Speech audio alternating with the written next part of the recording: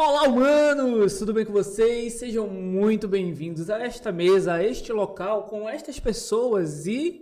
Já viram, né, Léo? Já viram o nome aqui no cardzinho, sabe com quem a gente está já hoje. sabem quem é, já sabem quem é que tá vindo. Então nós apresentamos aqui para vocês a figura do Carlinhos Senegal. Carlinhos Senegal. Obrigado pelo convite, viu? E aí, A gente que agradece, né, você ter vindo, você ter disponibilizado esse tempinho de Pessoalmente, viu? Pessoalmente.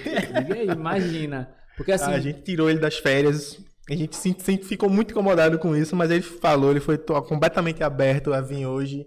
E a gente é honrado com essa presença dele. E se liguem que vai vir muita história boa por aí. Tem muita coisa bacana por aí. E assim, a gente queria ter esse contato já fazia um tempo, Carlinhos. Mas assim, ter presencialmente, eu acho que ainda é melhor. É outro naipe, né? É outro né? nível. Verdade. É outro naipe. É gabaritado aqui, hein? Gabaritado, é convidado internacionais. Rapaz, diretamente do Senegal. Diretamente do Senegal, rapaz. Então diz pra gente, Carlinhos, começando já aqui no Vucu Vucu, no Vapo Vapo, por que Carlinhos Senegal? Rapaz, eu moro no Senegal há 7 anos e meio, quase 8 anos. Sério? É. Eu não imaginava. Muito Conta teu tempo, nome, nem é. sabia. Né? Eu sou de Recife, né? Recife, Jaboatão, né? Enfim. E... Conterrâneo. Conterrâneo. Produto da Na casa. verdade, eu me criei em Santo Aleixo, Eita! que é chamado hoje como Jaboatão Velho, né? É. Jaboatão. Na época a prefeitura ficava lá na minha cidade. Mas enfim, eu sou de Jaboatão, morei em Recife.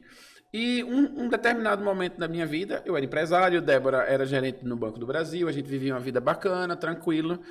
E a gente foi no Senegal tirar férias. Por que tirar férias no Senegal?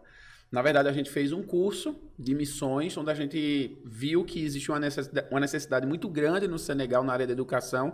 Débora, além de trabalhar no Banco do Brasil, era professora de francês, e lá fala francês, é a língua local, a língua colonial, né? A língua do país oficial. Eu tenho até dificuldade de dizer é a língua oficial, não. É a língua colonial que se fala, né? Algumas pessoas falam. Mas Débora falava francês e alguém convidou a gente. Disse, Carlinhos, vai lá no Senegal para conhecer. De repente tu se encontra com algum projeto, alguma coisa, se encaixa. A gente foi no ano de 2010 e 2011, mais ou menos. Quando a gente colocou o pé lá, a gente disse, pô, é aqui. Vamos fazer alguma coisa aqui. Deve ser legal ser negão no Senegal, pegando a frase de Chico César. Então vamos para o Senegal. E a gente foi, a família toda, em abril de 2014. Tá. Como um bom recifense que defende Recife, mesmo que Recife não preste, eu tenho um monte de problema. Exatamente. A gente diz que é o maior shopping da América Latina, é a maior estrada em linha da América Latina, é a maior não sei o que, o maior. Eu faço isso com o Senegal também. Então, de tanto falar do Senegal, as pessoas me chamam de Carlinhos. Não mais Carlinhos Recife, agora Carlinhos Senegal. Em Senegal, tu é chamado só de Carlinhos ou... Não, em Senegal, por incrível que pareça, eu tenho um nome senegalês. Olha Como é só. esse nome? Wali Johnny. Isso tem um significado que tem a ver com sua característica? Como é que é feita essa escolha do nome? O que acontece? Eu trabalho em aldeias, né? E as aldeias, as pessoas falam línguas nativas. E muitas dessas pessoas têm dificuldade de falar os nomes católicos, né? Como Carlos, João, Pedro. E elas dão um nome local para você. Okay? É tipo T'Challa, essas É coisas, um né? batismo. Então, o Ali Johnny foi um rei, um dos grandes reis do reinado de Sine Salu, desse povo que eu trabalho.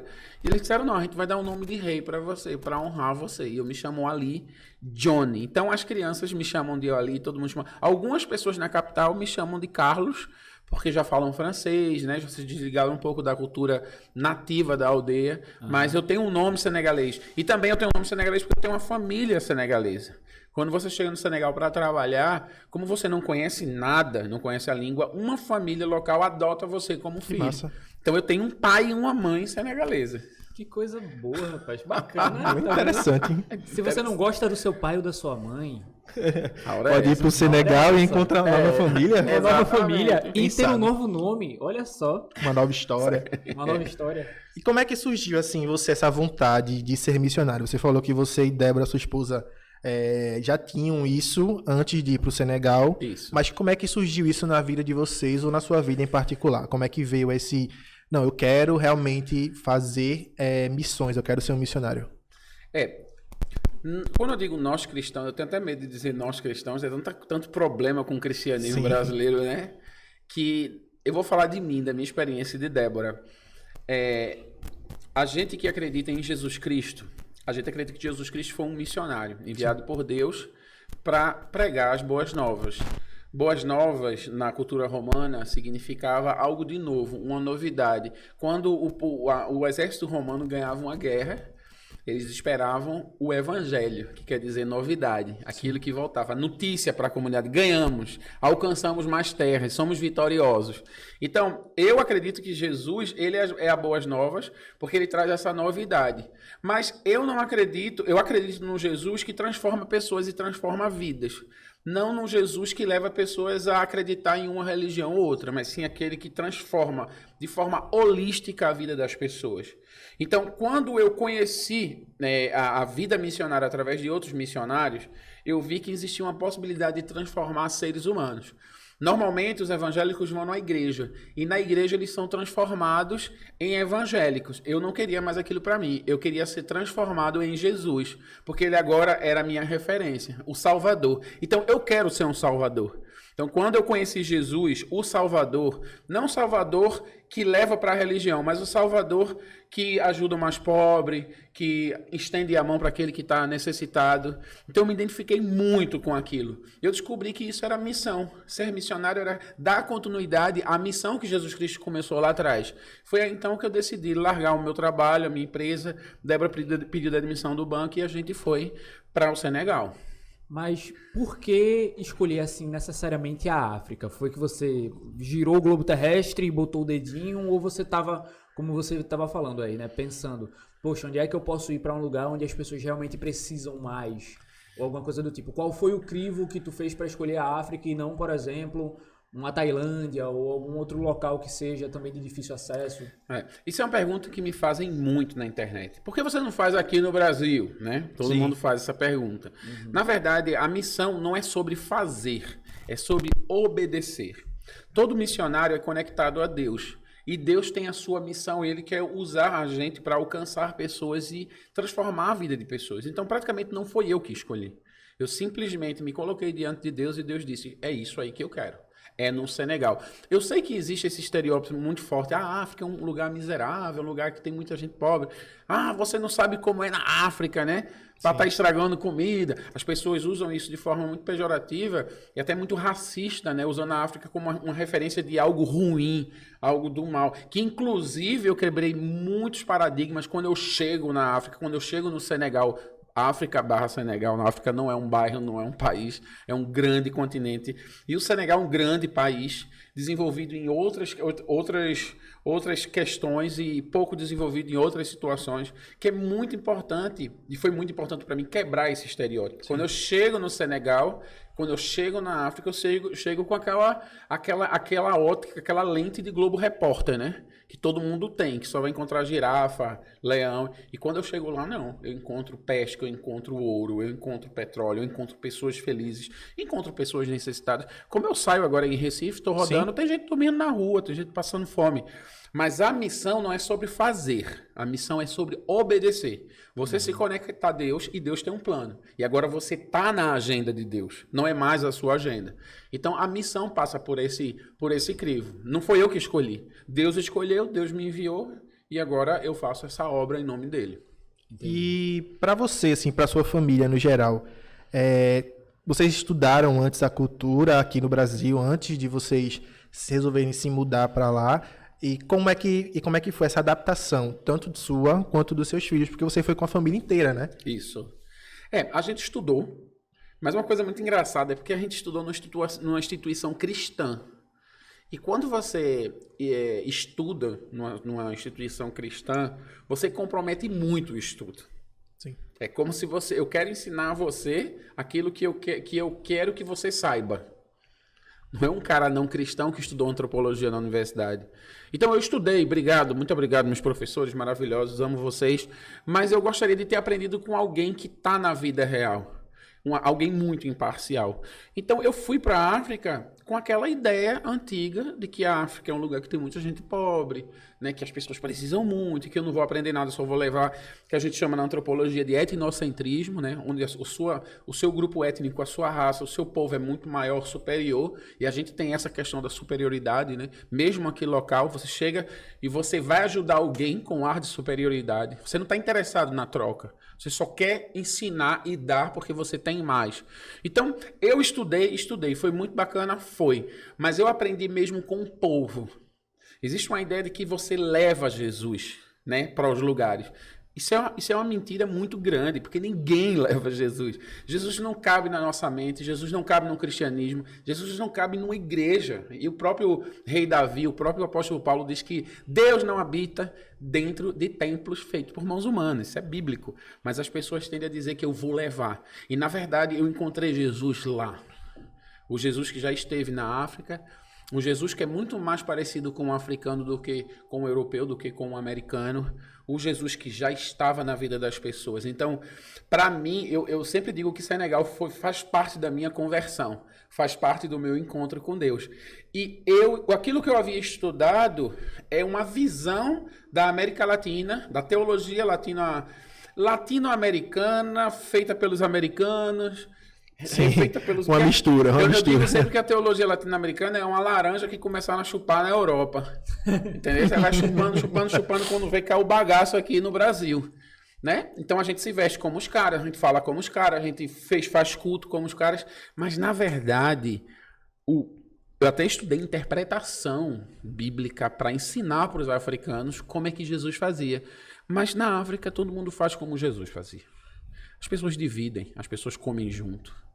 As pessoas dançam, as pessoas comemoram, as pessoas pegam água no poço, as pessoas andam em cima de jumentos, as pessoas... Na África, no lugar onde eu trabalho, nas aldeias onde eu desenvolvo o projeto. Então, quando eu olho aquilo, eu digo, caramba, isso é muito bíblico, isso está na Bíblia. Eu não vou contextualizar nada, eu vou simplesmente olhar e aprender com o povo sobre amor, compaixão, dividir, repartir do pão. Então, eu aprendi com os meus professores, mas eu aprendi muito mais com as pessoas. Porque Deus está nas pessoas. E eu acho que a gente abre muito mão desse aprendizado e a gente acaba querendo levar o nosso Deus sem aprender acerca do Jesus que já estava lá. Sim. Entendi.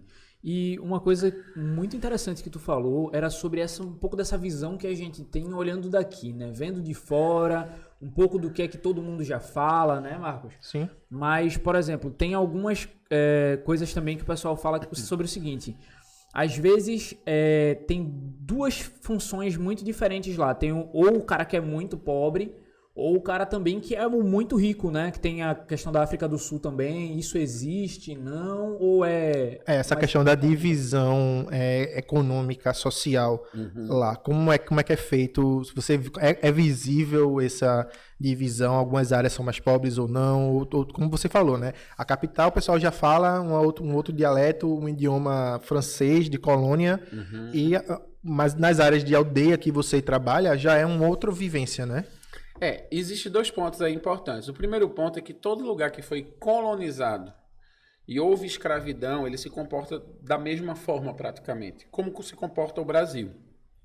O Brasil é um lugar que é escravizado até hoje. Existem castas distintas e pessoas que vão morrer na pobreza por terem sido escravizadas durante a vida toda e serem filhos de escravos e escravos livres, né? E a gente sabe disso, é nítido, né? Poucas pessoas se sobressaem dessas castas. Assim mesmo é no Senegal. Então existem um grupo de pessoas que negociaram com os colonizadores e essas pessoas tiveram benefícios e os filhos, os netos... A escravidão é recente, foi ontem. Então o cheiro do sangue derramado, do povo negro derramado ainda tá no ar. É muito recente. A gente paga um preço muito caro pela escravidão. O mundo paga um preço. Então, paga quem enviou escravos, paga quem recebeu escravos, paga quem continua escravizando, porque isso afeta a economia, isso afeta a vida do povo. Então, no Senegal é da mesma forma. Tem ricos, magnatas, que negociam com os europeus, né? A gente sabe que a Europa fabrica mais do que consome e ela escoa esse produto aonde? No continente africano. Assim como os americanos, assim como outros países, potências econômicas, fabricam mais do que precisam, né? Tudo isso aqui vem de onde? Vem dos Estados Unidos. Então, eles fabricam e vendem em dólar para gente que não fabrica, ou que é impedido de fabricar por causa da concorrência econômica mundial. Outro segundo ponto que é muito importante é essa questão da pobreza, né? A leitura do que é pobreza. A leitura do que é pobreza é muito diferente. Porque você está fazendo uma leitura de pobreza segundo a sua perspectiva. Um jovem pobre recifense é o quê? Um jovem que não tem um celular, um jovem que não tem um dinheiro para comer um lanche. Eu não sei como é que vocês medem pobreza aqui. Mas isso é uma medida norte-americana, europeia, né? Então, assim, um senegalês, quando ele diz eu sou pobre, ele não pensa em celular ou na televisão. Ele faz uma outra leitura com base na sua cultura local. O problema é que a globalização põe as pessoas em pé de igualdade. E isso é muito covarde. Sim. Porque o cara que está no interior de Pernambuco, ele come cuscuz com charque, com carne seca. E ele está feliz com isso. Mas se chega um cara da capital e diz, não, isso é coisa de pobre, ele vai querer deixar de fazer coisa de pobre para fazer coisa de gente rico.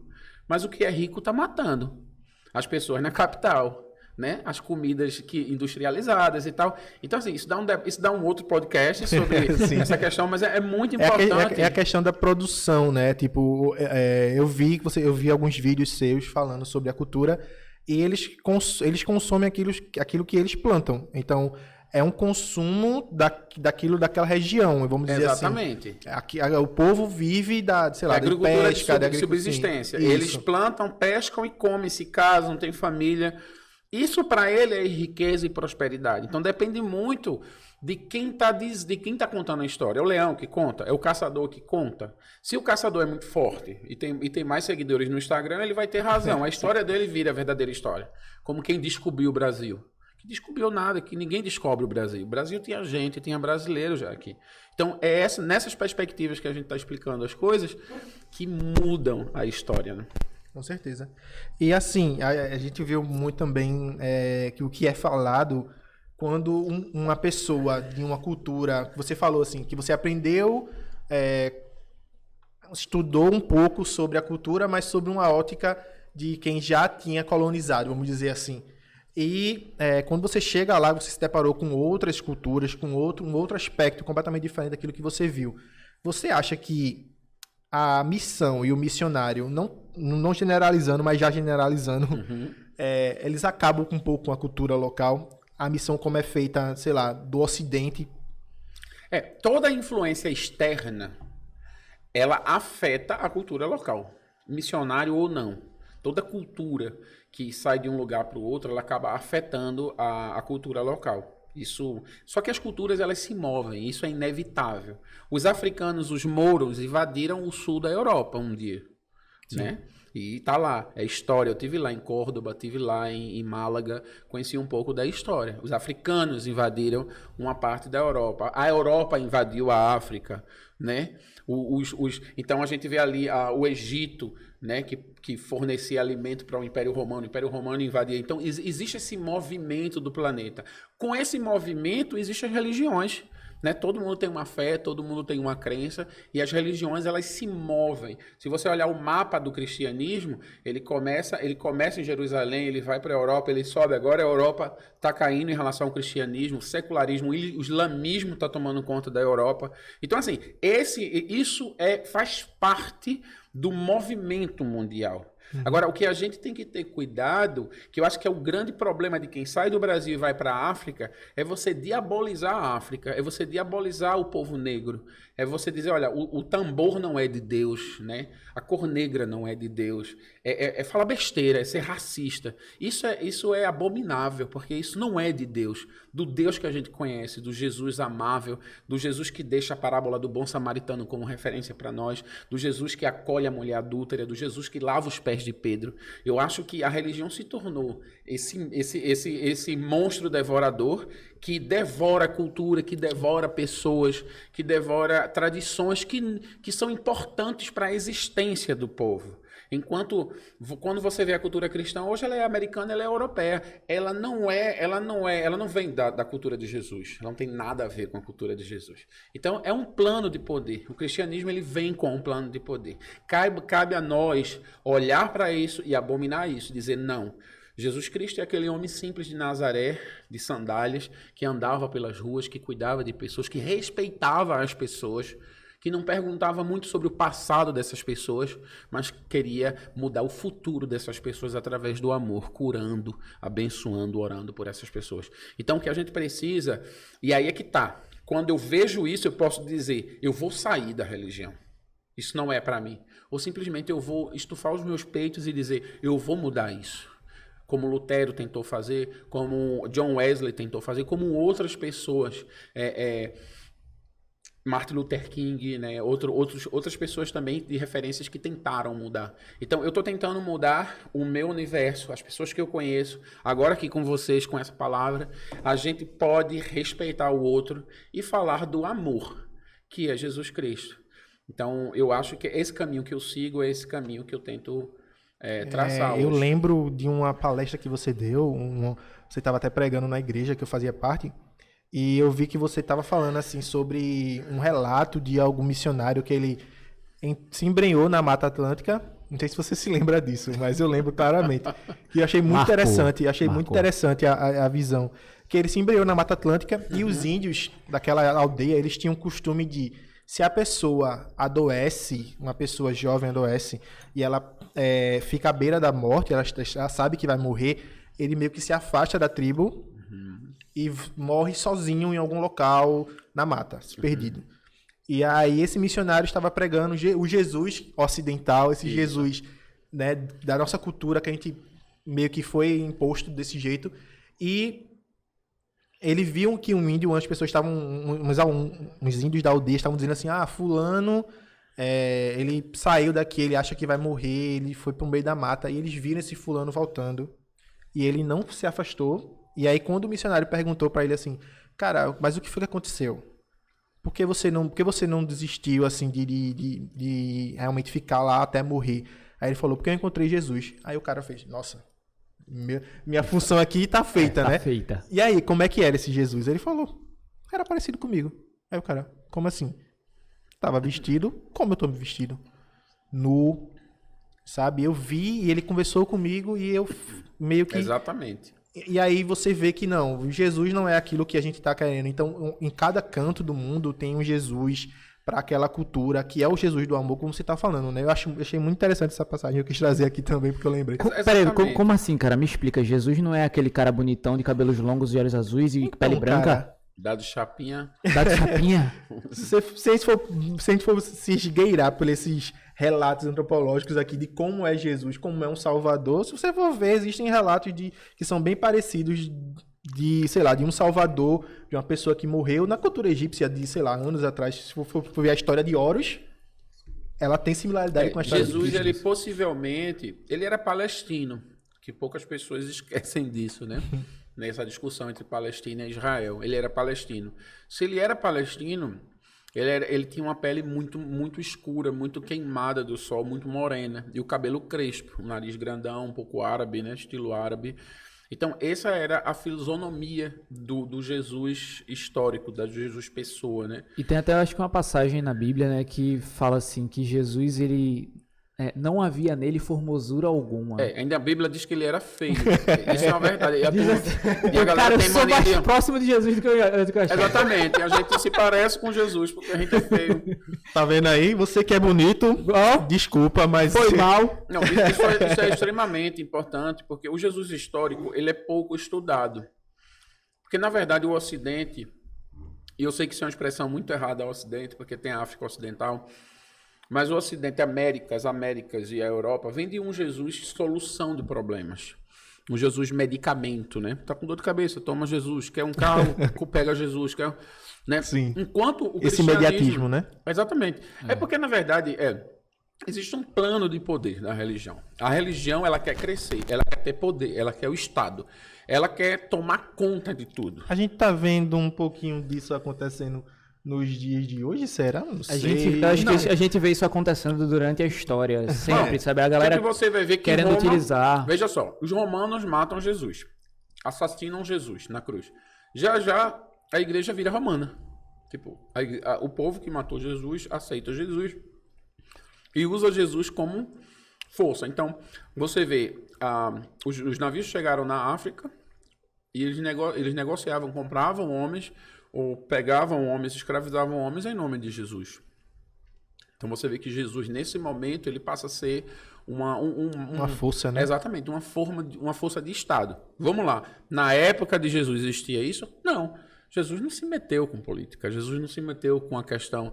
Porque o reino dele, ele disse, não é desse mundo. Mas nós seres humanos, a gente quer usar Jesus para ter poder. O Jesus de guerra, o Deus de Israel, o Deus de Jacó. Então, o exército de Deus, você chega até a imaginar Jesus fardado de fuzil. Mas Jesus é aquele cara que diz para Simão, guarda a faca, não corta a orelha do cara. Cola a orelha e ele do cara pega a orelha vai. do cara e cola. Então, ele é esse cara que não é desse universo. Agora, claro, todo Jesus, todo líder religioso, ele passa pela ótica humana. Sim. Né?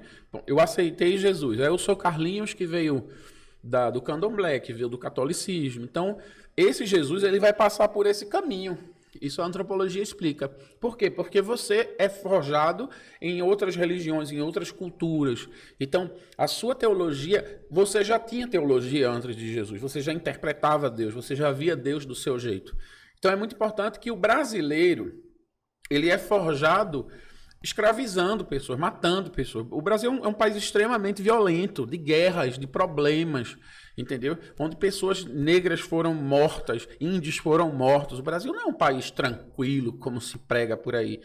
Então, quando Jesus ele vem, ele não é aquele Jesus de Israel, de Jerusalém. Ele é um Jesus que entra pela ótica brasileira e aí ele veste farda, pega fuzil, vai pra rua, mata a gente, é homofóbico, é racista, todo esse trem que a galera tá pregando. Então a gente precisa entender que Jesus, o Jesus verdadeiro, é o da Bíblia. Só que você precisa entender que a Bíblia não vai dizer o que você quer ouvir. A Bíblia não vai dizer o que você está precisando ouvir. A palavra vai falar aquilo que ela é a história de Jesus. E ela vai confrontar você. E aí você vai ter que se relacionar com um Jesus que diz, pede perdão, pô. O cara bateu a face, oferece a outra. O que dá mais é aquele que... O que deu menos é aquele que deu mais. Né? O menor será o maior. E tudo nessas... Essa é a ideia de Jesus. Fazer com que você se diminua, que você seja mais humilde, que você seja mais simples. Que você divida aquilo que você tem.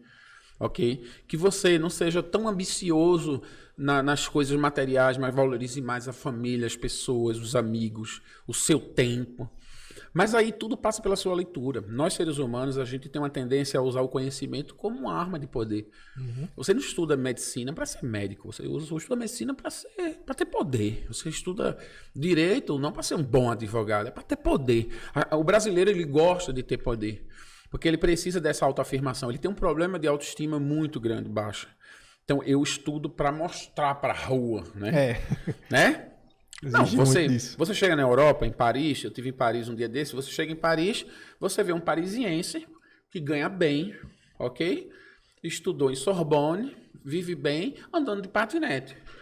Quando você vê um cara de carro, no Land Rover em Paris, ou é um brasileiro, ou é um africano, é alguém que tem um problema de autoconfiança, de autoafirmação. Porque o cara que não precisa disso, ele simplesmente anda pelas ruas e vive a vida dele. Então você chega aqui no Brasil, você encontra um Brasil que tem esse problema. A classe média brasileira tem esse problema. Estava andando no shopping agora, é todo mundo com marquinhas. Aí a gente sabe que todo mundo tá ferrado de grana. Sim. Aí todo mundo tá se escondendo atrás de roupa.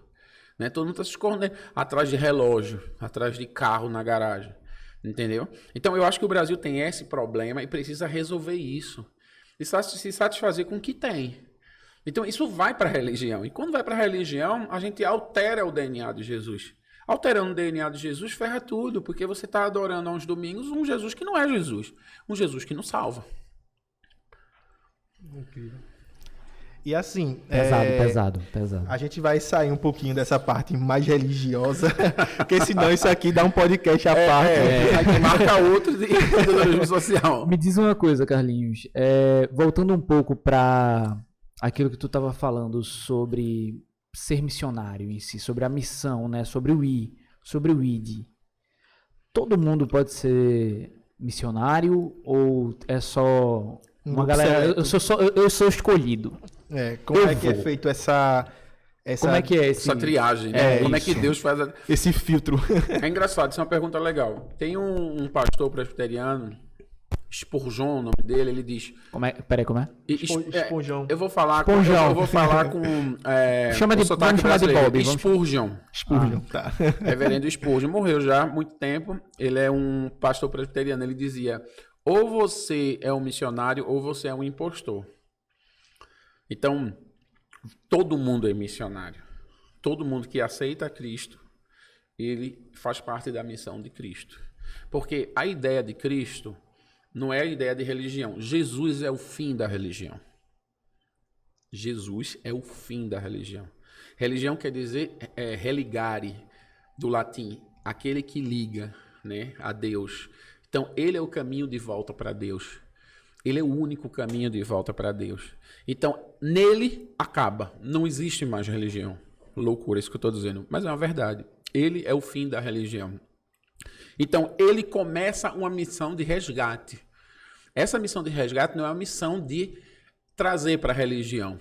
O reino de Deus não é a religião. O reino de Deus é Jesus, que ele é o rei. Mas um rei que é o mais simples de todos os reis. Então, a gente, quando entra nessa conexão, entra nesse reino, a gente vai às ruas para chamar as pessoas. Vem fazer parte desse reino, onde existe um rei que não é opressor, onde existe um rei que não oprime, que não humilha, que não cobra impostos altíssimos, como era cobrado na época de Roma.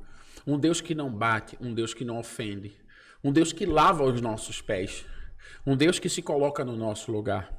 Então, quando você é cristão ou cristã, você entra nessa pauta, você entra nessa agenda. Eu sei que parece novo isso, né, pra gente aqui, mas esse é o cristianismo. Existe um rei, existe um evangelho, uma novidade, ele é o rei, mas não é comparado aos reis desse mundo, porque ele mesmo disse, o meu reinado não é desse mundo. Então, a gente, na verdade, e aí que você cria um cargo, né, missionário, pastor, bispo, tudo isso é para ter salário, sei lá, para aumentar o dinheiro das pessoas, não sei. Porque assim, era para todo mundo ser menor do que Jesus. Ou como Jesus foi. Entendeu? Então, todo cristão é um missionário. Se não é, é um impostor. Tem que levar também, né? Falar daquilo que vive, né? Não tem que viver. Acho que é um texto de Mateus 11 que diz assim, João Batista envia os discípulos até Jesus.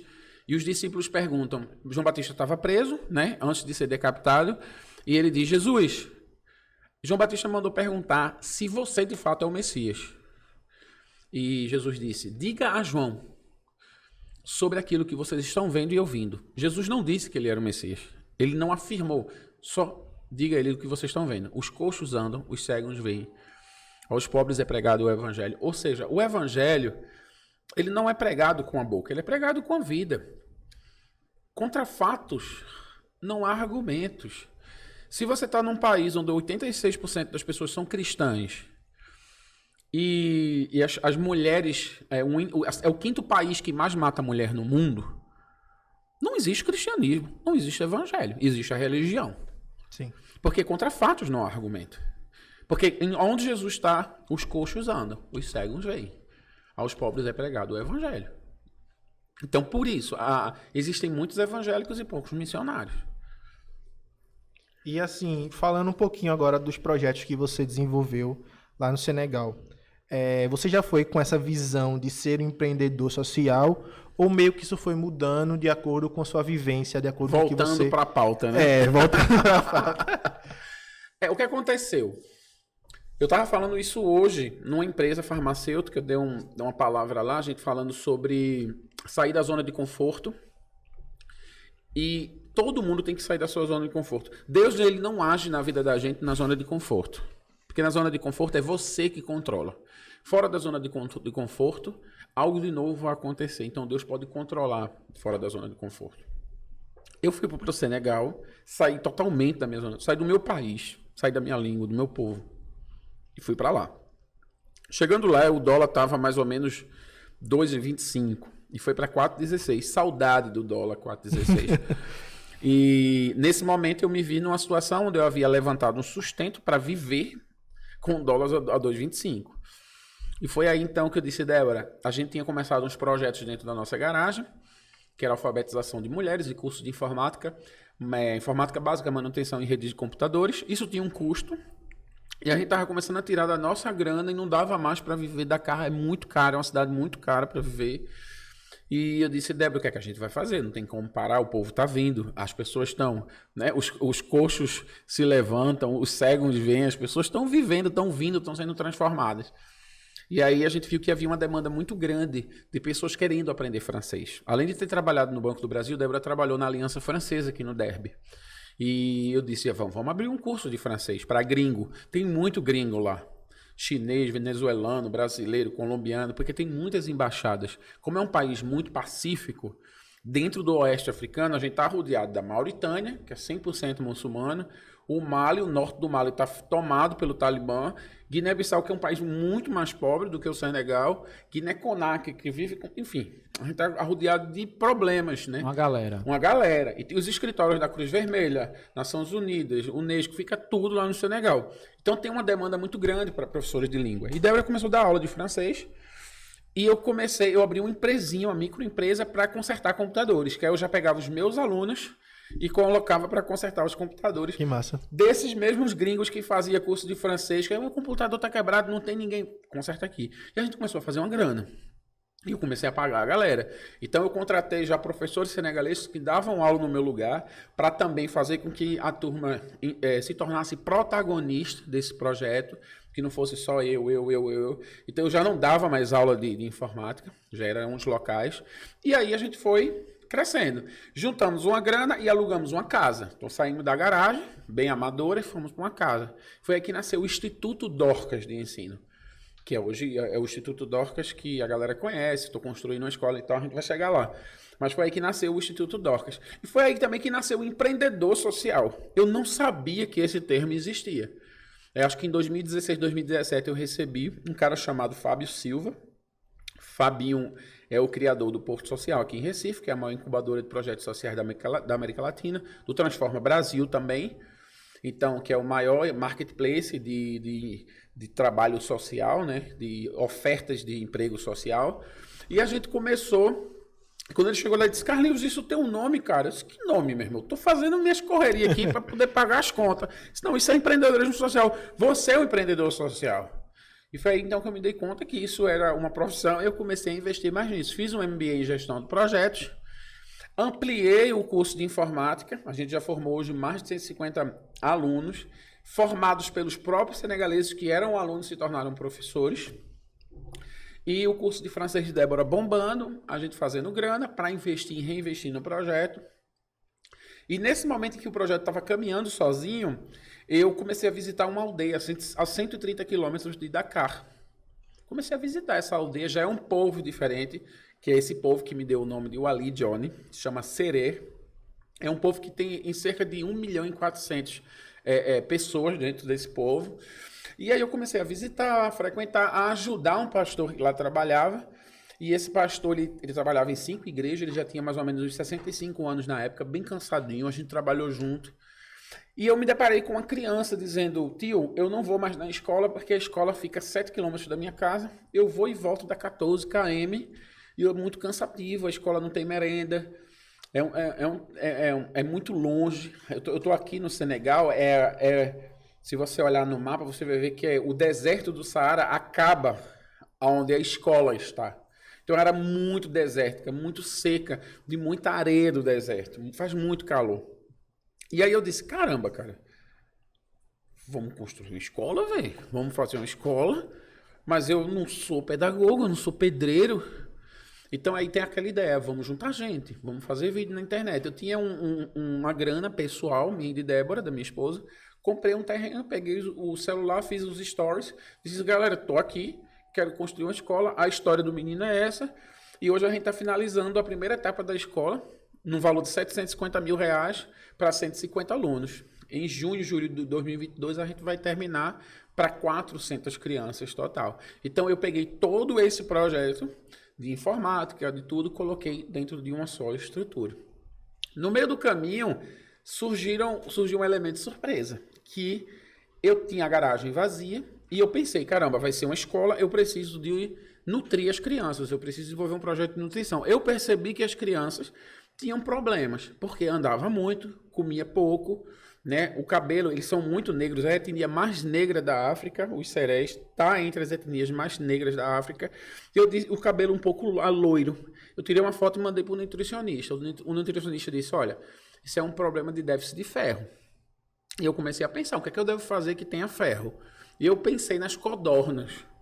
Você já ouviu falar em codorna? Né? Ovo de codorna é Ovo perfeito, de codorna. cara. Luiz Gonzaga cantou, eu quero um ovo de codorna para comer. E aí o que aconteceu? Comecei a criar codorna. Pouquinho na minha garagem, quando eu vi tinha 150 aves. Para nutrição. E aí, só que a codorna macho, ela canta e faz um barulho muito alto. Na frente da minha casa tem uma mesquita. O chefe da mesquita é o chefe do bairro. É o líder comunitário do bairro.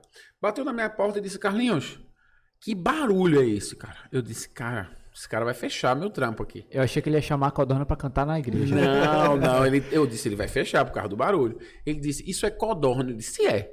E aí eu disse, ele disse, eu quero o ovo da codorna. Aí eu disse, é mesmo? Se eu quero 30, você tá vendendo? Eu disse, tô. Eu não tava vendendo, porque o certo era que eu tava testando para levar para a nutrição das crianças lá na frente. Estou. Quanto é? Não, depois eu digo, leve. E eu voltei pro meu computador, fiz um business plan disso e disse, vou vender isso. Comecei a vender. Hoje a gente vende 4 mil ovos por mês e a gente maneja em torno de 500 aves por mês. Isso hoje a gente consegue sustentar de 30% a 40% do custo operacional mensal da escola. Caramba, que massa. Então, surgiu um business. Eu nem sabia que senegalês gostava de codorna. Que é uma ave japonesa, italiana. Então, é um lance que não faz parte lá do contexto. Mas tem a galera da diáspora que viaja muito e que curtiu isso e que compra. E também descobri que tinham chineses, né? Uma galera asiática que trabalha lá e que procurava a ave e não encontrava. Então hoje a gente usa essa grana para sustentar o custo operacional da escola.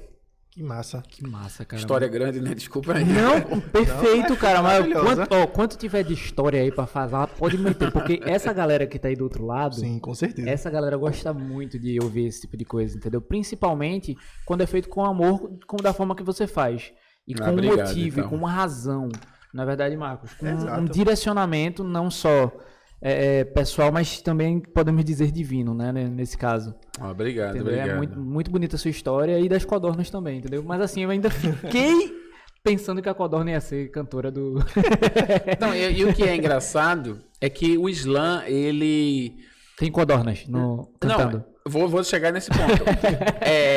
O Islã considera Moisés como um profeta, assim como a gente considera também alguém importante para a nossa fé cristã. Aham. E quando Moisés estava andando no deserto com o povo, Deus enviou codornas para sustentar o povo no deserto.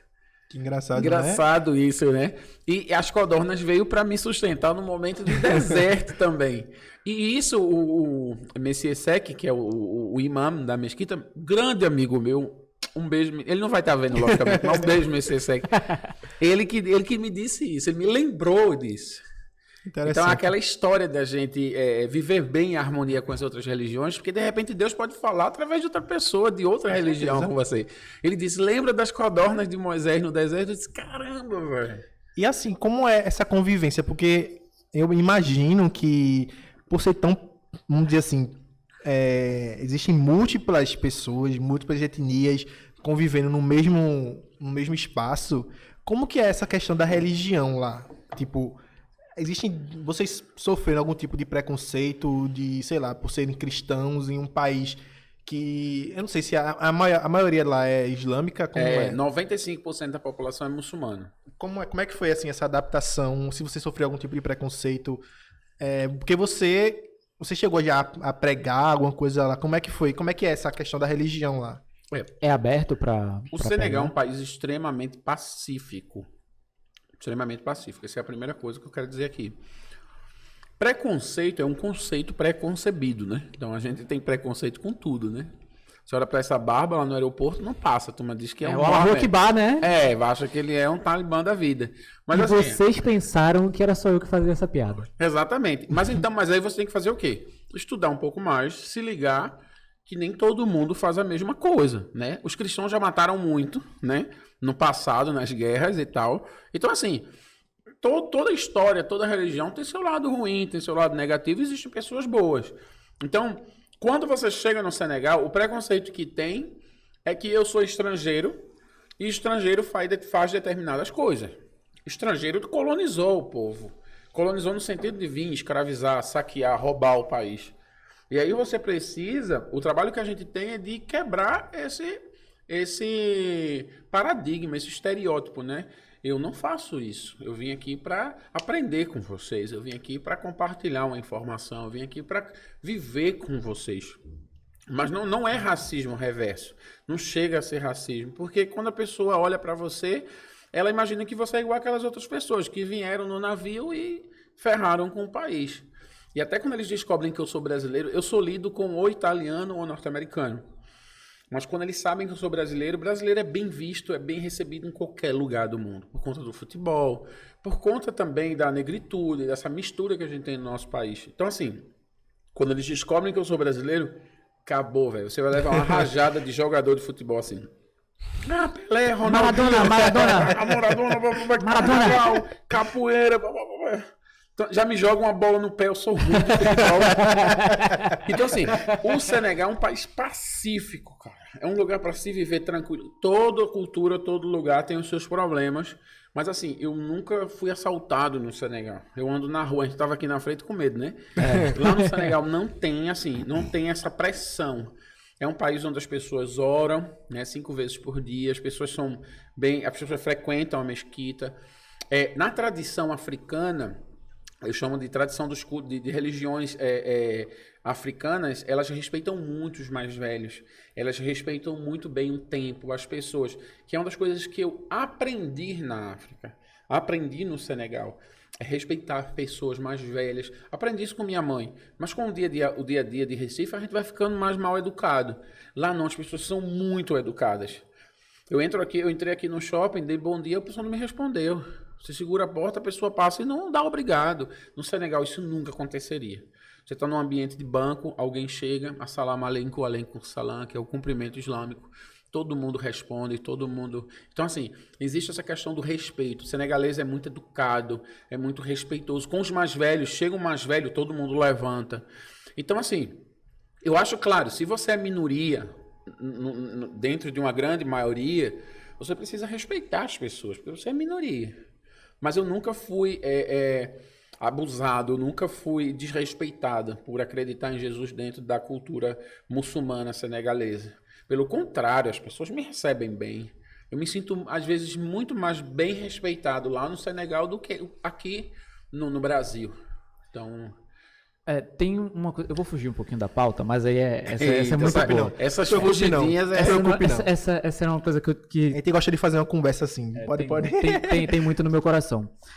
Uma das coisas mais diferentes, assim, por exemplo, que a gente vê da religião, algumas igrejas dentro do nosso país e até norte-americano, etc., coisa e tal, é que eles têm alguns dogmas e algumas práticas, certo? Digamos que estamos numa igreja do Léo, certo? A igreja do Léo, eu acabei de criar uma igreja, e dentro da minha igreja a gente não pode dançar, a gente não pode cantar muito alto, a gente tem que ficar todo mundo ali enfileirado, fazendo só o que a gente precisa. Entendeu? E quando a gente vai, por exemplo, para algum lugar na África, muito do que a gente vê também de alguns vídeos que sendo jogado na internet, a gente vê a galera cantando, dançando, com tudo que tem, dando tudo da sua expressão. Eu vejo alguém que se doa tanto assim, que se joga tanto, que dança, que faz tudo o que precisa, muito mais próximo ao rei Davi, por exemplo, que dançava e cantava na presença do Senhor, do que alguém que... tá lá só fechadinho, assim, claro, não tô julgando ninguém, tá? Se você acha que isso é muito bom pra você, pode continuar.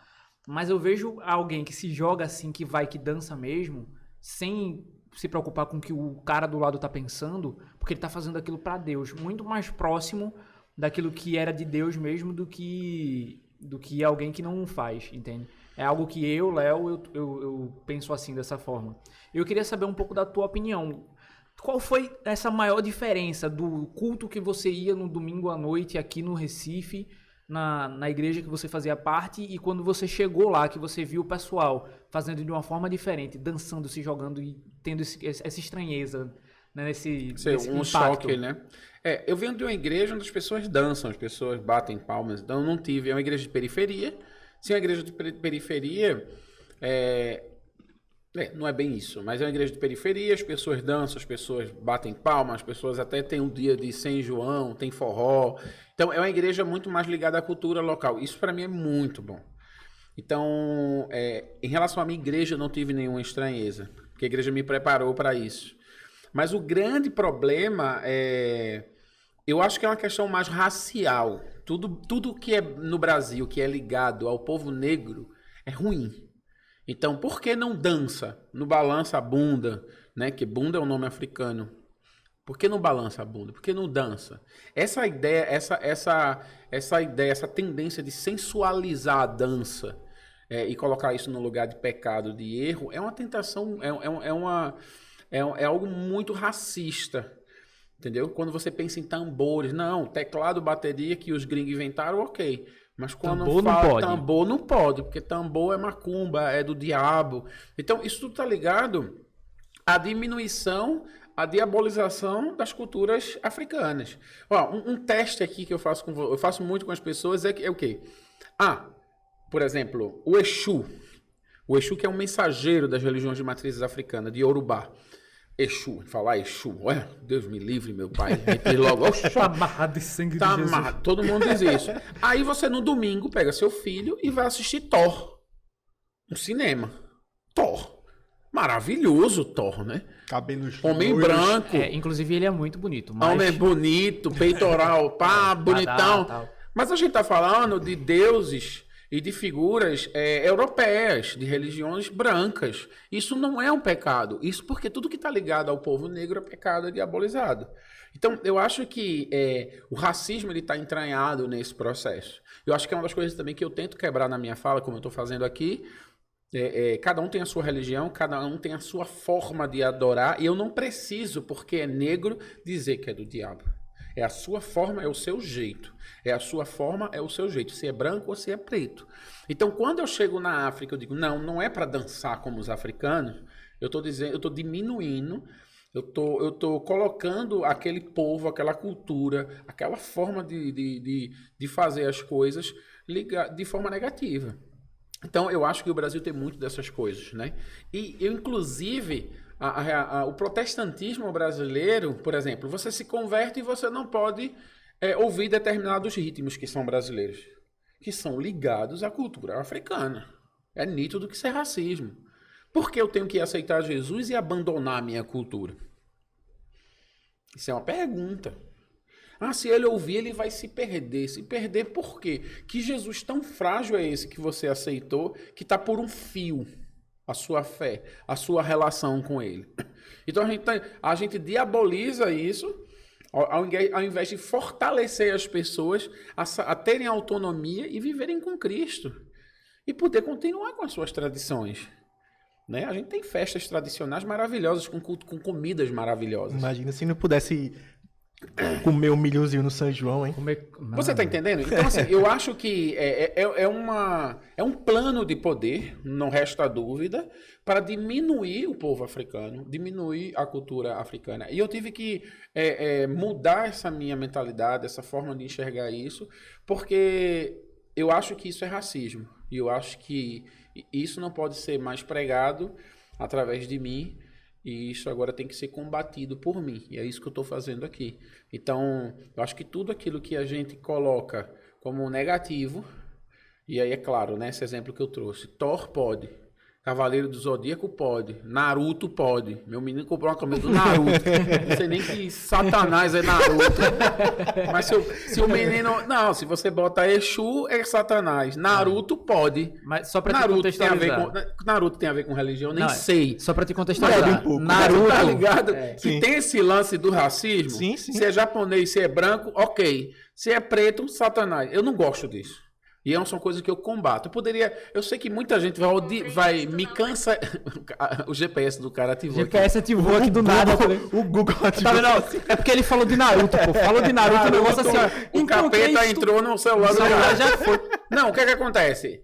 Eu sei que a galera vai dizer, Carlinhos, isso, meu irmão, eu tenho um compromisso com a verdade, eu tenho um compromisso com isso. Então, eu acho que para eu ser o que eu quero, com o Deus que eu acredito, eu não preciso diminuir a fé e o Deus de ninguém. Eu acho que é isso que tem que ser feito para que se haja paz no mundo entre as religiões.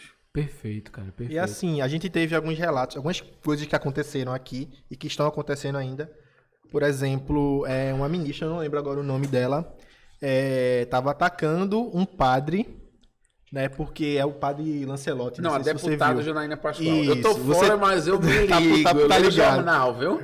Eu não leio, não tô sacando, não. Diz aí. Assim, esse padre Lancelotti, ele tem várias ações, vários projetos sociais de levar um alento, de levar um alimento, um cobertor para pessoas de ruas. Então, ele atua na Cracolândia, Isso, que é um problema sério em São Paulo, exato. e ele leva comida. Eu acho que diariamente. Eu conheço o trabalho, parabéns, amo muito o padre Lancelotti. É alguém que me representa, eu me sinto representado por ele nas ruas. E a deputada não tinha o que falar e vai lá e fala o que quer. Sim, só colocando o Faz 50 contexto. flexões aí, tipo, lava uma pia de prato, vai correr alguns quilômetros, não sei, vai fazer alguma coisa. Isso acontece muito. Velho, Então, assim- o que ela falou foi o seguinte, ela falou que ele fazendo essas ações, ele trabalhando com pessoas da Cracolândia, ele estava favorecendo o tráfico. Ele dando comida, ele tá fazendo manutenção daquelas pessoas. Mas o que é que acontece? Aquilo ali tem que ser um conjunto de soluções, Sim. ok? A gente tem um primeiro problema, o tráfico de drogas, que a gente sabe que tem muitos políticos envolvidos e muita gente rica envolvida. Sim, com certeza. Tem um tráfico... Até mais gente rica do que gente pobre. na Não, verdade. não. Gente pobre com som, ok? O de cima sobe, o de baixo desce. A gente aprendeu com o Chico Sainz. Então, assim, tem uma galera vendendo, trazendo para o Brasil. A Polícia Federal é desse tamanho, não controla as fronteiras. A turma entra, vende a droga, o cara tá mal, o cara tá consumindo droga. Porque ele tá sem trampo, ele tá ferrado, ele vem de uma família de cultura abusiva, enfim, Vários problemas. o diabo a quatro. E aí o cara cai num negócio desse. O cara não teve uma chance. E o cara tá lá jogado. Então, assim, o Estado tem que intervir. O Estado tem que intervir na situação o quê? De bloquear as fronteiras, proteger, fazer com que a droga não entre. Acabar com essa quadrilha. Fazer com que as pessoas tenham acesso a uma recuperação, né, a uma transformação de Reabilitação, vida. né? E o padre Lancelotti, ele trabalha em uma camada dessa solução. Que é- Onde ele está sozinho. Né? E uma palavra dele é o quê? Não, eu prefiro estar ali trazendo a comida porque é uma das formas de eu sentar, conversar. Algumas pessoas que não estão tão viciadas naquele momento podem dizer, não, padre, eu quero aceitar a sua ajuda. Onde é que eu vou? E indicar uma casa de recuperação. Então, assim, eu acho que alguém que faz um comentário desse do seu sofá, né? É muito Da fácil, sua né? poltrona de 5, 6 mil reais, ela não tem noção da complexidade do que é o tema, o assunto, que eu acho que é o caso da deputada Janaína Pascoal. Então, eu acho que é falta do que fazer. Porque se eu quero entender... Pra ser mínimo, assim, Se eu quero entender a complexidade daquilo, eu digo, padre, posso passar uma semana com o senhor e ir todo dia lá para eu observar e, de fato, chegar à conclusão de alguma coisa? Então, é como se eu estivesse daqui julgando os muçulmanos, julgando os judeus. Eu não estou no lugar de fala. Eu não posso falar ou emitir opinião sobre nenhuma religião. Eu não sou daquela religião. Eu não tenho o direito de fazer isso. Como eu não tenho o direito de falar de um padre que todo dia está ali arriscando sua vida, com Covid solto, e fazendo o bem para as pessoas. Mas a gente vive no Brasil onde as pessoas emitem opiniões na internet, né? E atacam pessoas. Então, mas eu acho que o tema é muito profundo e... Dava outro podcast. E é um problema do Estado. E assim, tipo, só pontuando um pouquinho mais, esse padre Lancelotti, ele já fez várias ações, assim, e acho que uma delas também que eu vi, que foi muito falado, é que existe a engenharia, eu não sei qual é o nome certo, mas acho que tem um nome certo, que assim, as cidades, elas se modificam para fazer com que as pessoas, os moradores de rua, não fiquem em determinado local. Por exemplo, você passa hoje em dia na frente de um banco, né? De um banco, vamos dizer assim, não vou citar nomes aqui para não sofrer nenhum tipo de processo, mas um banco desses assim que você conhece, você tem suas contribuições ali financeiras, e eles colocam o quê na fachada do banco? Vários pregos ou pedras para que nenhuma pessoa venha a dormir naquele local. Entendeu? Um morador de rua não pode ficar na frente de um banco porque vai ser mal visto pela galera que faz parte daquele banco. Então, uma coisa que ele fez, uma dessas ações, foi quebrar vários blocos de pedras que tinham embaixo de um viaduto lá em São Paulo, se eu não me engano, né? Isso. Ele quebrou esse aí eu vários vi, desses, esse aí eu entendeu? vi. E assim, eu acho muito, muito bacana o que o Padre Lancelot faz. E isso é realmente ação. Exatamente. Na verdade, ele deveria ser chamado para o debate e fazer com que ele trouxesse essa informação que muitos políticos não têm, porque não ficam na rua, não estão trabalhando na rua.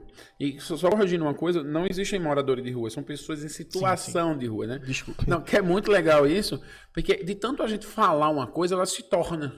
Né? Eu vejo o brasileiro falando muito, escravos. Ninguém é escravo, são pessoas escravizadas. Ninguém nasce escravo, ninguém nasce morador de rua. Né? As coisas acontecem porque pessoas violentas, maldosas, estão indo lá e saqueando países e escravizando pessoas. E as pessoas estão na rua, estão vivendo na rua, ali perambulando pela rua, porque não existe política pública. Não existe. Existem pessoas ganhando mais, poucas pessoas ganhando mais e muitas pessoas ganhando pouco. Existem problemas sociais que não vão ser resolvidos, né, pela política brasileira, porque não são prioridades. Então, só trazendo essa correção, e é muito importante isso, para não virar, né, escravo, morador de rua. É muito importante isso. Mas, enfim, vamos tocar o barco, né? Vamos. E assim, pra gente ir chegando perto assim um pouquinho do final Já, meu querido. Passou quanto tempo até agora? Rapaz, já passou uma hora e pouquinho. Já mais de uma hora. Tô acreditando, não. Já. Meu É Deus. porque é muito... Quando a gente fala de uma coisa que a gente gosta muito, o assunto voa que a gente Eu nem falo vê. muito, né?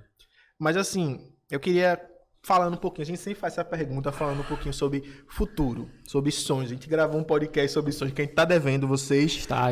Inclusive Calma. tá muito legal, muito bacana também. Mas a gente vai lançar. E eu queria fazer uma pergunta pra você, assim, sobre o futuro. Qual é o seu maior sonho hoje? Você visualiza, assim, para o seu projeto, para o que você está fazendo enquanto empreendedor social lá no Senegal? Ou você tem alguns outros planos, alguns outros sonhos?